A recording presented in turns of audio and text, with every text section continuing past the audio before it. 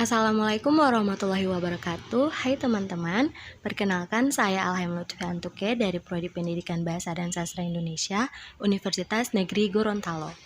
Jadi di video kali ini kita akan sama-sama belajar mengenai cerita rakyat atau hikayat. Sebelumnya saya akan menjelaskan dulu kompetensi dasar yang harus kita capai, yaitu mengembangkan cerita rakyat atau hikayat ke dalam bentuk cerpen dengan memperhatikan isi dan nilai-nilai. Lebih jelasnya, cerita rakyat hikayat adalah cerita fiksi Melayu klasik yang mengisahkan riwayat tokoh agung atau sakti berwatak panutan sehingga dapat dipetik berbagai nilai positifnya sebagai cerminan hidup kita. Sebagai catatan, hikayat merupakan salah satu jenis cerita rakyat. Oleh karena itu, ada baiknya kita mengetahui apa sih itu cerita rakyat. Teks cerita rakyat adalah cerita yang berasal dari masyarakat dan berkembang dalam masyarakat pada masa lampau. Hal tersebut menjadi beraneka ragam yang sudah mencakup kekayaan budaya dan sejarah yang dimiliki oleh setiap bangsa. Baik, selanjutnya kita akan membahas tentang karakteristik teks hikayat. Untuk karakteristik teks hikayat, yang pertama adalah kemustahilan. Artinya, dalam hikayat terdapat banyak hal yang tidak logis atau tidak bisa dinalar, meliputi dari segi bahasa maupun cerita. Contohnya, bayi lahir disertai pedang dan panah, seorang putri keluar dari gendang, dan lain sebagainya.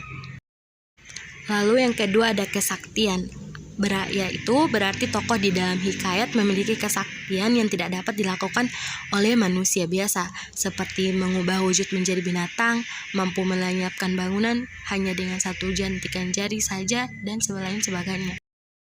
Lalu yang ketiga ada anonim, maksudnya tidak diketahui secara jelas siapa penulis atau penceritanya, karena hikayat diceritakan secara lisan dan turun-temurun. Lalu yang terakhir bagian 4, yakni sentris. Hikayat selalu bertema dan berlatar suatu kerajaan.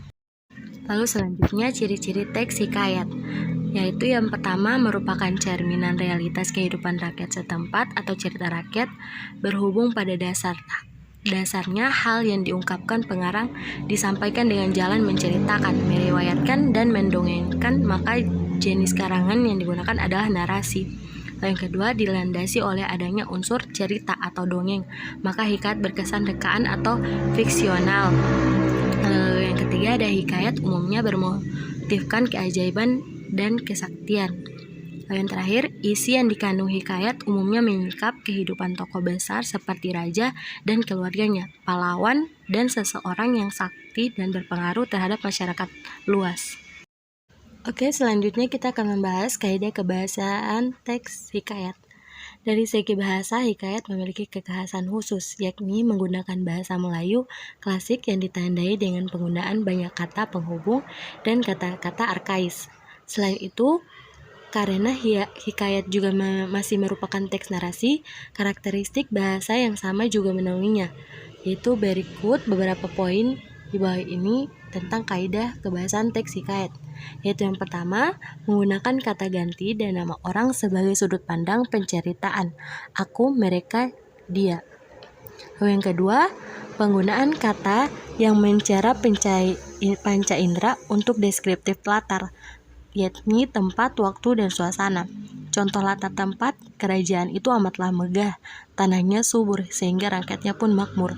Emas dan berlian bertaburan di dinding istana, dan lubang pada rakyatnya selalu terisi. Lalu yang ketiga, menggunakan pilihan kata dengan makna kias dan makna khusus. Contohnya menjulang, memancung. Lalu yang keempat, banyak memakai kata sambung, urutan waktu. Teknik kemudian, sementara itu, bersamaan dengan itu, tiba-tiba, ketika, sebelum. Lalu yang terakhir, penggunaan kata sambung urutan waktu untuk menandakan datangnya tokoh lain atau perubahan latar, baik latar suasana, waktu, dan tempat. Contohnya, 2 tahun kemudian, sang pangeran pulang membawa janjinya. Akhirnya Sultan dapat merestuinya sebagai menantunya. Lalu selanjutnya kita akan membahas tentang struktur teks hikayat. Struktur teks hikayat secara umum masih sama dengan teks narasi, yakni yang pertama orientasi, merupakan penalaran latar, tokoh, dan kisah baik dari segi waktu, tempat, maupun peristiwa. Orientasi juga biasanya menata berbagai adegan dan menjelaskan hubungan antar tokoh.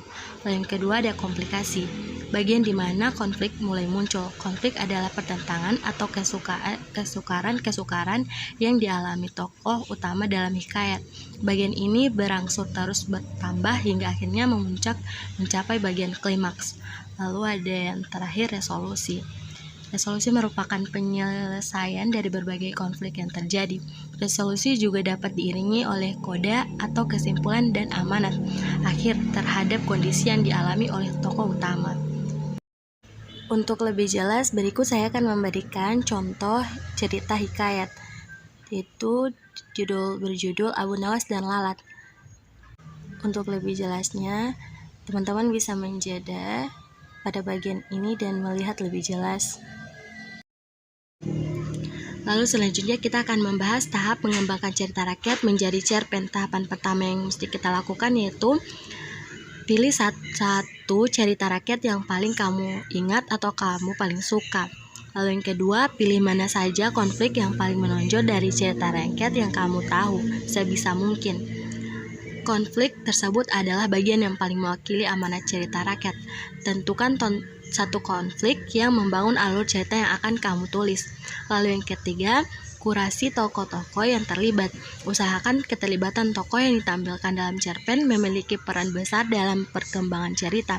Karena kita tidak sedang membuat novel, maka tokoh dan penokohan tidak perlu terlalu kompleks.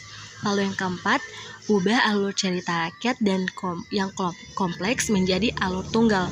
Alur tunggal dapat dibangun dari konflik utama yang kamu pilih sebelumnya. Lalu yang kelima, narasikan alur tersebut dan mulailah menulis sebuah cerpen. Lalu yang keenam, pertahankan nilai-nilai yang berusaha diusung dalam amanat cerita rakyat. Lalu yang terakhir, gunakan bahasa Indonesia yang efektif dan mudah dimengerti. Nah, itulah pembelajaran kita kali ini.